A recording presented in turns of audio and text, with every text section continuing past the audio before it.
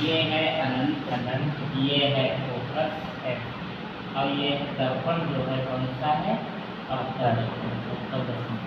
अब देखो कोई वस्तु ये रखी है, कलर चेंज कर सकते हैं आप। अब ये परावर्तन के बाद जो आएगी पहली ग्रह फोकस से, दूसरी जो आएगी वो फोकस से होकर वापस समांतर ये बनेगा तुम्हारा प्रतिबिंब। ये वस्तु थी तुम्हारी ए डैश बी डैश, वस्तु क्या थी ए डैश, वस्तु है तुम्हारी ए बी, तो ये तुम्हारा हो जाएगा प्रतिबिंब, क्या हो जाएगा, प्रतिबिंब हो जाएगा ए डैश बी डैश। अब ध्यान से देखना, वस्तु की दूरी है, इसको हम लिखते हैं u से, इसको हम लिखते हैं u से, और अवतल दर्पण में u माइनस रहेगा। प्रतिबिंब की दूरी को v से लिखते हैं, ये भी माइनस। इसकी जो ऊंचाई होती है लंबाई उसको i से लिखते हैं, और जो वस्तु की लंबाई है उसको o से।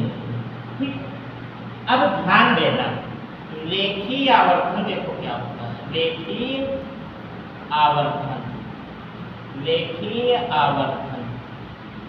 तो रेखीय आवर्धन क्या होता है, किसी बोलिए किसी दर्पण में, किसी दर्पण में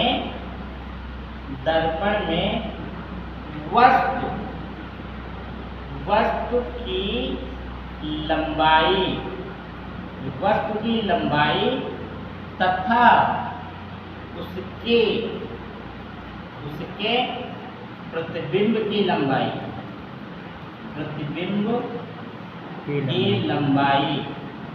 का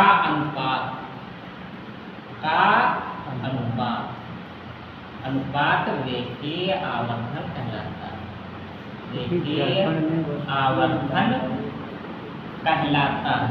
अनुपात होता है, किसका अनुपात होता है, वस्तु की लंबाई और प्रतिबिंब की लंबाई, वस्तु की लंबाई और प्रतिबिंब की लंबाई, वस्तु की लंबाई और प्रतिबिंब की लंबाई। यहाँ से देखना ये है, यहाँ से देखो अगर रेखीय आवर्धन इसका निकालेंगे, रेखीय आवर्धन इसका अगर निकालेंगे, रेखीय आवर्धन, तो रेखीय आवर्धन क्या होगा, रेखीय आवर्धन बराबर होता है वस्तु की लंबाई और अपॉन में क्या होगा, प्रतिबिंब की लंबाई, प्रतिबिंब की लंबाई।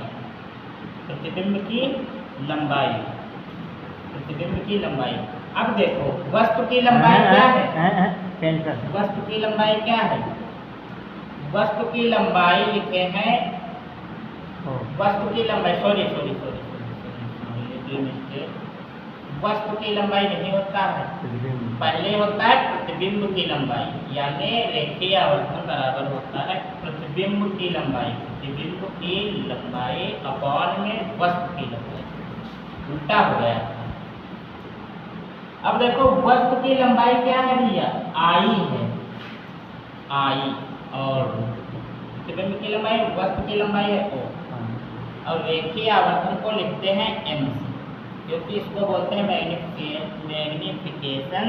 तो m जो होता है पहला लेटर ले लेते हैं, तो m बराबर i अपान o। अब इसकी अगर हम बात करें मात्रक का, इसका मात्रक देखो, मात्रक क्या होगा, तो मात्रक आवर्धन क्या होता है, m बराबर i अपान o।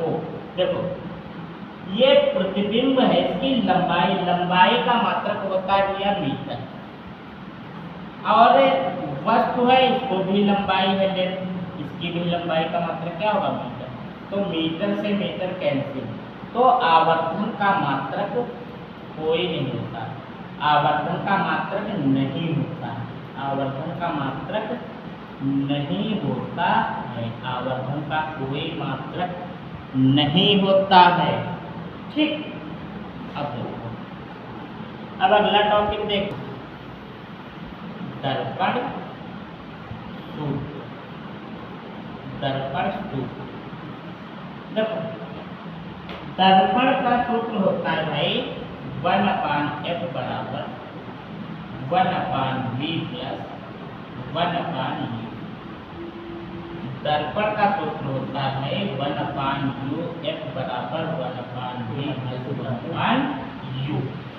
अब यहाँ पे देखो, यहाँ पे साइन देखना है। जैसे अवतल दर्पण है और बता सकते थे अवतल दर्पण क्या होता है। मान लो ये कोई दर्पण है तो अवतल दर्पण में जो है इधर जो शक्ति होती है बाएं वास्तविक हाँ, तो फोकस दूरी भी माइनस होगी क्योंकि बाहर देख जाएंगे और की भी माइनस और प्रतिबिंब की भी दूरी माइनस। ठीक, और यहाँ पे एक चीज देखना है, प्रतिबिंब की जो दूरी होगी ये प्लस भी होगी माइनस भी होगी अवतल दर्पण में।